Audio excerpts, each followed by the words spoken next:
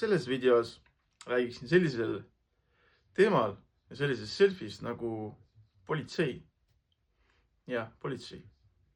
Et mul oli selline selline programm loodud enda psüühikasse, kus kohas kõik, mis oli seotud politseiga, politsei värvidega, selle riietusega või vilkurite, kogu selle nii-öelda siis selle teemaga, et selline self mul oli ja see oli väga tugev, et kus kohas ma lihtsalt tundsin seda negatiivset emotsiooni, nähes seda autot või kokku puutudes politseiga. Ja see oli ka niisugune tugev self, millest mul võttis tükk aega. Ennekõike loomulikult ma pidin seda märkama, nägema enda juures seda ja see võttis aega sellest vabaneda. Ja miks mul see oli ja kust mul see nagu tekkis, on põhimõtteliselt nagu lugu selline, et juba lapsepõlves, ma kasvasin põhimõtteliselt siis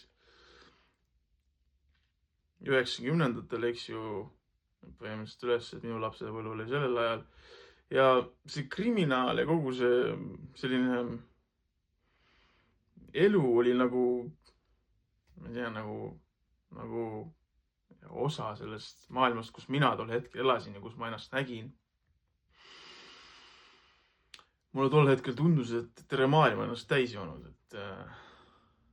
et kõik on nagu nii-öelda suure sutsu sisse mattunud ja maailm on selline pime ja mustvalge koht.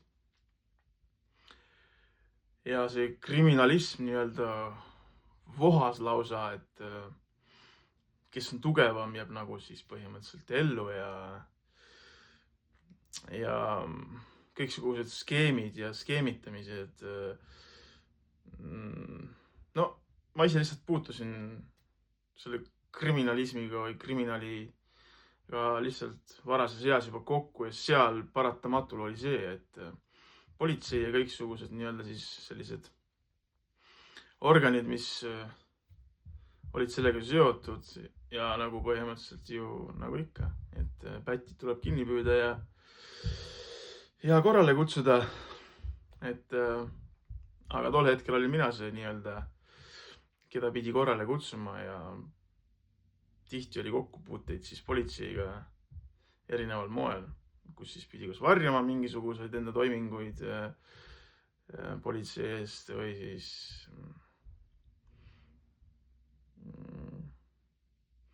kogu aeg nagu peitma mingeid toiminguid, mingeid tegevusi, mis ei olnud lihtsalt seadusega kooskõlas, eks ju, ja olid põhimõtteliselt sellised mitte seaduslikud, siis ütleme nii.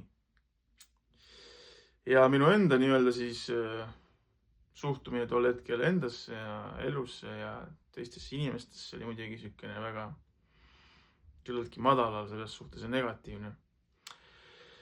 Ja minu enda sõidustiil näiteks, ma olen liiklushuligaan, et ei püsinud mul see turvavöö peal, ei jälginud ma neid kiirusepiiranguid, no jällegi 90-ndad, 2000-ndad, no see oli niisugune jah, omamoodi huvitav ja keeruline aeg. Et kui ei ole nagu, kui sa oled seal peale 2000-ndaid sündinud, siis võid vaadata neid krimisaateid, mis toimus tol hetkel Eestis, kui me sealt Nõukogude Liidu alt nii-öelda siis vabanesime. Et ja see self nii-öelda siis oli nagu väga tugev, et see oli nagu osaliselt pidin sellest nagu nagu eraldama ennast, kus kohas muidugi minu enda elustiil muutus. Ja läbi selle elustiilu muutuse ma lihtsalt ei puutunud enam nii palju kokku nende toimingutega, eks ju. Kus ma pidin üldse midagi varjama või siis minu sõidustiil nagu muutus, eks ju. Ja vabanedes teistes selfides samaaegselt nagu mulle muutus ka nagu see teema lihtsamaks, et mingi aeg oligi siin aastaid tagasi. Tänaseks on sealt juba palju aega möödas, ma ei tea, kui palju, on palju muidugi, aga jah, piisavalt, 10 aastat, võib-olla 15, kus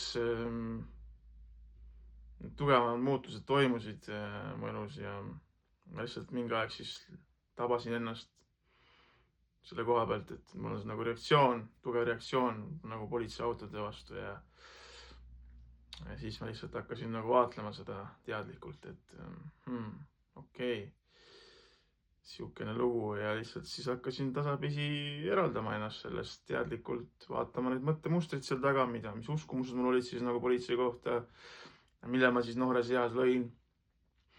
Et küll nad on hirmsad inimesed ja nii-öelda mendid ja et segavad põhimõtteliselt siis normaalset elu elada nii-öelda.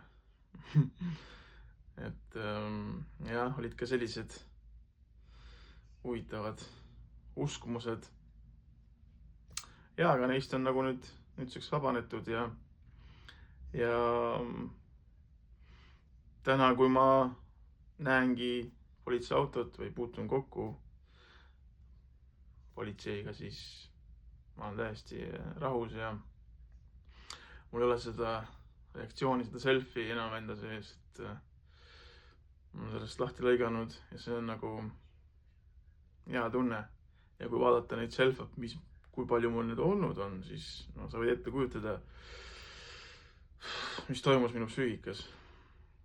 Kui palju energiat nad kõik nõudsid ja selleks, et neid siis käimas hoida, sa pead alati kulutama energiat. Iga self nõuab energiat selleks, et üldse eksisteerida, nõuab tähelepanu.